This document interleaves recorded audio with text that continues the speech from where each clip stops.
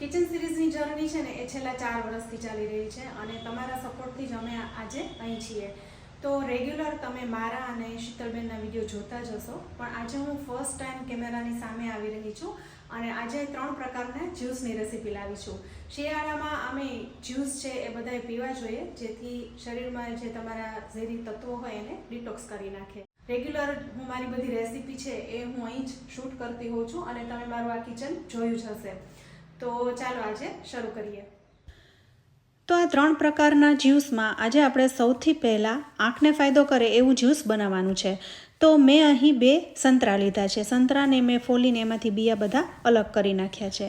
સંતરામાં ભરપૂર vitamin C હોય છે, એટલે જ્યારે આપણી ઉંમર વધે છે ત્યારે મોતિયા જેવી બીજી સમસ્યાઓને રોકવામાં અને ધીમી કરવામાં મદદરૂપ થાય છે. હવે 2 સંતરા સાથે અડધું ગાજર લીધું છે, એને નાના ટુકડામાં કાપી લીધું છે અને સાથે એક હળદરનો ટુકડો લીધો છે. ગાજરમાં ભરપૂર વિટામિન એ છે, જ્યારે હળદરમાં ભરપૂર એન્ટીઓક્સિડન્ટ જેવા તત્વો છે.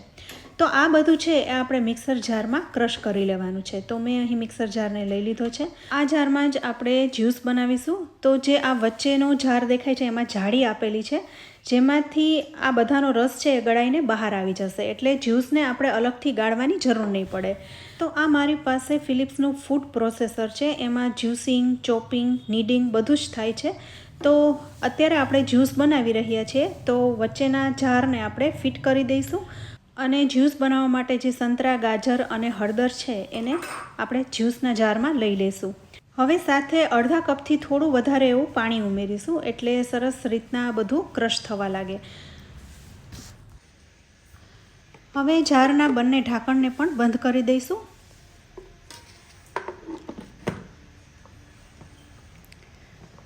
હવે બધું આપણે પીસી લેવાનું છે.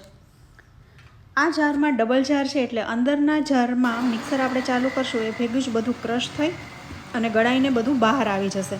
તમે જોઈ શકો છો જ્યુસ ગાજર અને ઓરેન્જનો નીકળી રહ્યો છે, અને જેમ જેમ આપણે મિક્સરને ફૂલ ચલાવતા જઈશું એમ બધો રસ બહાર નીકળતો જશે અને ગળાઈને જ નીકળશે, એટલે હવે આપણે જ્યુસને ગાળવાની જરૂર નથી. તમને એવું લાગે કે પાણી થોડું ઓછું છે તો વધારે ઉમેરી શકાય. હવે જ્યુસ આપણું તૈયાર છે, તો આપણે સીધું ગ્લાસમાં એને સર્વ કરીશું.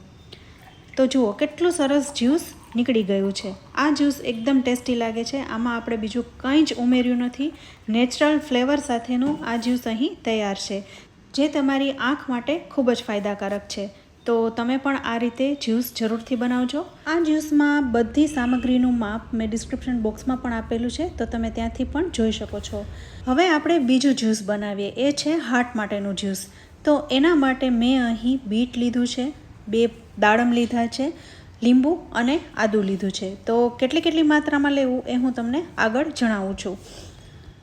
તો અહીં મેં 2 દાડમને ફોલીને દાણા કાઢી લીધા છે. હવે દાડમની માત્રા છે અહીં તમારે ઝાઝી રાખવાની છે. 1 કપ દાડમના દાણા હોય તો એની સાથે તમારે 1/4 કરતાં ઓછું બીટ લેવાનું છે.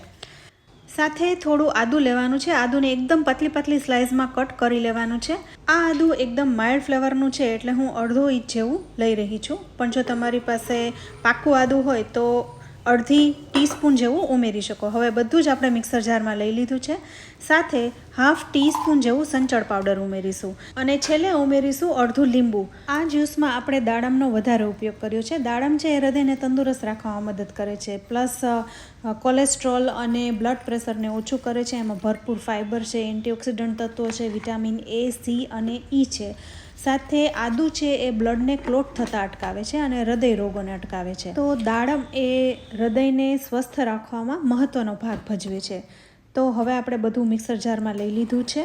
સાથે એઝ યુઝ્યુઅલ અડધો કપ જેવું પાણી ઉમેર્યું છે. જરૂર પડે તો તમે વધારે ઉમેરી શકો.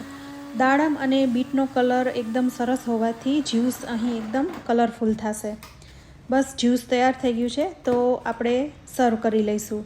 તમારે જો ઠંડુ સર્વ કરવું હોય તો બરફના ટુકડા ઉમેરી શકાય. તો જુઓ કેટલું સરસ જ્યુસ અહીં તૈયાર થઈ ગયું છે. તમે પણ આવી રીતના બનાવજો. આ જ્યુસ હાર્ટ માટે ખૂબ જ ફાયદાકારક છે. એકવાર ટ્રાય કરજો અને તમને કેવું લાગ્યું એનો ફીડબેક અમને કમેન્ટ બોક્સમાં જરૂરથી આપજો. તો ચાલો હવે આપણે 3જા પ્રકારનું જ્યુસ બનાવીએ, જે સ્કિન માટે ખૂબ જ ફાયદાકારક છે. તો એના માટે મેં 7 થી 8 સ્લાઇસ પાઇનેપલની લીધી છે અને થોડું ગાજર લીધું છે. પાઇનેપલમાં ભરપૂર એન્ટીઓક્સિડન્ટ અને વિટામિન સી છે, જેનાથી સ્કિનમાં કરચલી થતી અટકે છે અને લાલ નથી થતી. સૂર્યના કિરણોથી જે ડેમેજ થાય છે અથવા પોલ્યુશનથી ડેમેજ થાય છે ને એનાથી પણ બચાવે છે. ગાજર પણ સ્કિનમાં ખૂબ જ ફાયદાકારક છે અને શિયાળામાં જ વધારે આ ગાજર મળતા હોય છે, તો અત્યારે એનો ખાસ ઉપયોગ કરી લેવો જોઈએ. તો આ બંને વસ્તુને આપણે જારમાં લઈ લીધી છે અને હવે આપણે થોડું સંચળ પાવડર ઉમેરીશું અને પાણી ઉમેરીશું. તો અડધો કપ જેવું પાણી લીધું છે, એને પણ સાથે ઉમેરી દઈશું.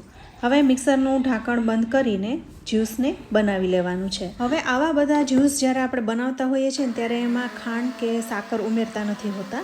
તો જ્યારે તમે આવા જ્યુસ બનાવો ત્યારે તમારે ફ્રૂટનો ભાગ વધારે લેવાનો, જેથી તમને જ્યુસ મોડા ન લાગે.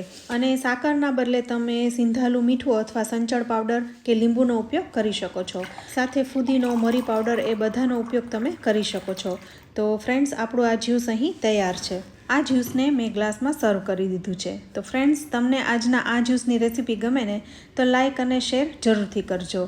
તો શિયાળામાં તમે આવા ફ્રૂટ્સ અને અલગ અલગ શાકભાજીનો ઉપયોગ કરીને ઘણા બધા જ્યુસ બનાવી શકો છો, જેનાથી તમારા શરીરમાં વિટામિન્સ, મિનરલ્સની ખામી હોય ને તો એની પૂર્તિ થઈ જાય છે અને તમારા શરીરમાં સ્ફૂર્તિ અને તાજગી આવી જાય છે. તો ફ્રેન્ડ્સ, તમને આ બધા જ્યુસની રેસીપી કેવી લાગી? તમે પણ આવી રીતના જરૂરથી બનાવજો. રેસીપી સારી લાગે તો વિડીયોને લાઇક અને શેર કરજો. સાથે અમારી ચેનલ કિચન સિરીઝને સબસ્ક્રાઈબ કરી લેજો અને અમારા ફેસબુક પેજને લાઇક કરી ફોલો કરજો. તો ફરી મળીશું આવી એક ઉપયોગી રેસીપી સાથે. ત્યાં સુધી આવજો.